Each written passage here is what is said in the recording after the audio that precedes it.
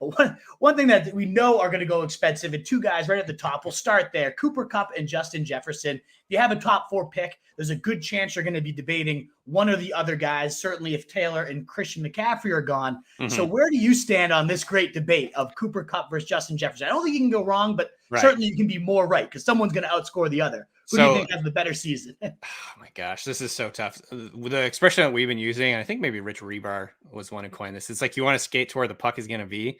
And there's just this chance, it seems like Cooper Kupp, after having the Triple Crown and having the most insanely productive season from a receiver maybe ever, like incredible season, he's just going to be due for some regression. I ended up moving him down. I ended up moving Justin Jefferson ahead of him when we started getting all these Stafford reports about his elbow potentially being, a little bit more problematic and worrisome than we thought, like earlier in the offseason. Since then, I think in the last few days, I've decided to move Cooper Kupp back up. Just at the end of the day, I think both are great options. Like maybe they're going to have similar seasons. I just think Cooper Kupp, we've seen it happen. We've seen this offense really get rolling. The connection that he has with Matthew Stafford is undeniable. I think the Rams are still going to continue to be sort of a funnel passes through him and Allen Robinson and kind of just work from there. So I think Cooper Kupp has the opportunity to be the overall wide receiver 1. But of course, Justin Jefferson, younger, more, I would say more versatile and dynamic probably than Cooper Kupp, though Cooper Kupp is an amazing route runner. I just think Jefferson has the potential, as he's going to be able to move back into the slot a little bit more and kind of move around the formation, gets more, easy to exploit matchups against linebackers. Cause Cooper Kupp ran, I don't even know what it was, 20-30% of his routes are against linebackers, which is just crazy to think about. And that's how you get production, because he's just easily breaking these guys off and whatever. And so Justin Jefferson, as we saw his final year at LSU, is great from the slot too.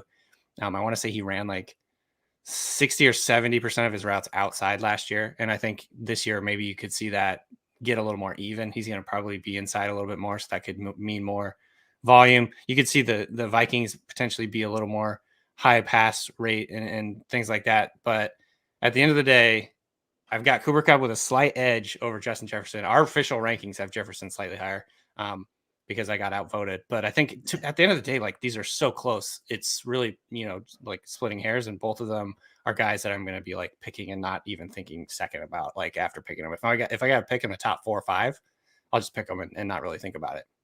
Exactly. I'm actually in agreement here too with Cooper Kupp at the top. I mean, 13 of his 16 games were above 20 points. 88% were crazy. Top 12 receivers. That's just insane consistency. And I really don't see why it won't be repeatable. As you mentioned, the offense really just creates these mismatches. I love Matt Harmon, what he calls layup targets. That's the definition of what Kupp gets. I guess the only devil's advocate, I mentioned, I have Cooper Kupp number 1 too. The devil's advocate is, well, now that's the same exact role we expect Justin Jefferson to be in, with Kevin O'Connell moving there. Right. Justin Jefferson himself has talked about how much more he's moved, how more modern this offense is. And if you had one versus the other as an actual talent, as good as Cooper Kupp is, Justin Jefferson might be the actual best receiver talent currently in the league right now. Exactly. Certainly after breaking the rookie receiving yards record, then following that up with the most yards through 2 seasons. Jamar Chase might be right on his tail, and we'll talk about him in just a second. But that's kind of the good devil's advocate. And it is, like you said, splitting hairs. It's tough.